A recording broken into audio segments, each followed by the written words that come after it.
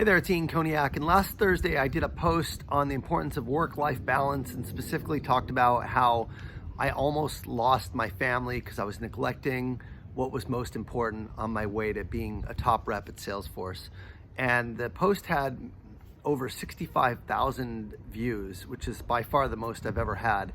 And so what I wanted to do today is really talk about how to achieve balance and still maintain your top performance in doing really well in your career.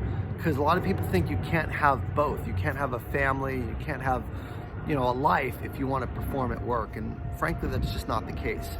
For a little context, in the past 4 years, I've been over plan. 4 years ago, I finished #1 in Salesforce Enterprise Select. The following year, I finished, I think it was 240% of plan. Both years I killed it. And after that time is when I started my own coaching business, and I also got pretty healthy. I got sober, and I had a lot of other things going on outside of work. Now, those past 2 years, I've still been able to over-exceed plan, make the Peak Performers Club, do all the things that I'd done before, but I didn't finish #1 or #4, but I still was able to overachieve. And I probably did it working, instead of 50 or 60 hours a week, I probably did it working around 25, 30-ish hours a week at Salesforce. And when I wasn't working, that's when I was building my coaching business. I was making videos. I was going on podcasts and doing keynotes and trainings and working on my family, going to marriage counseling, getting sober, all these other things that were important to me. And so the key is that I'm not beating myself up because I didn't achieve #1. I'm happy being over my goal because I have all these other things going around.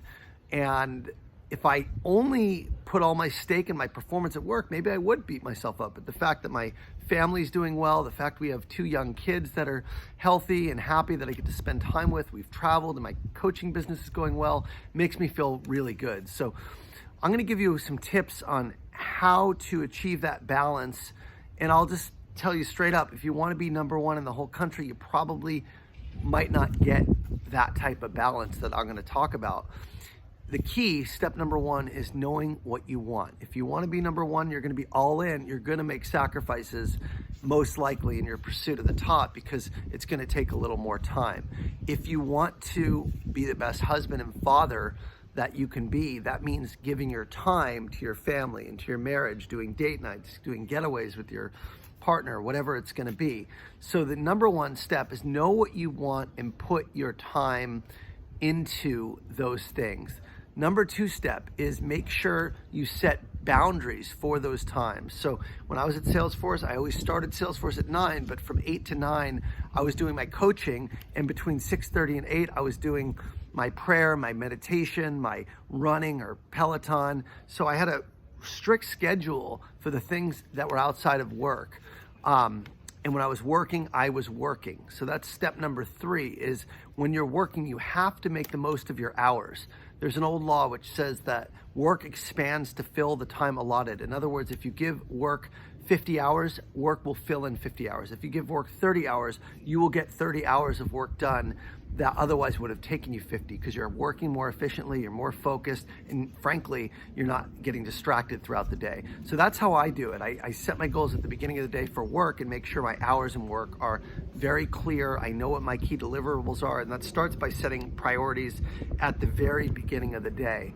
The last tip I'll give you is just learning to say no. If you only have so much time on the day, a lot of times, you're gonna choose and be judicious with how you spend your time. So I'll say no to a lot of things that I previously would have said yes to, such as a lot of things that customer success could be doing that I'm delegating out more and more. Deals that I used to work on, my threshold, I would take any deal before. Now I only work deals over 150,000 and I delegate that to my team. So really knowing where you can focus and where the best use of your time is key in terms of learning to say no to things that aren't necessarily helping you get there.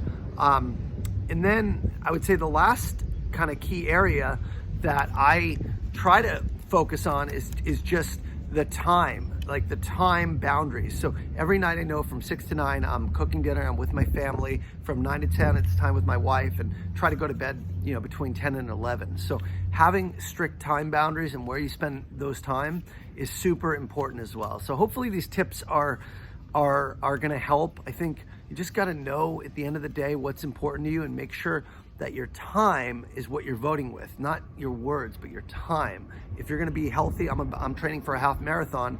I need to make sure I put the time into my health. If I want my business to flourish, I got to make these videos every single week and get them out to my newsletters. So these are just part of my week, part of my day. I don't really think about it. It's how I run the business.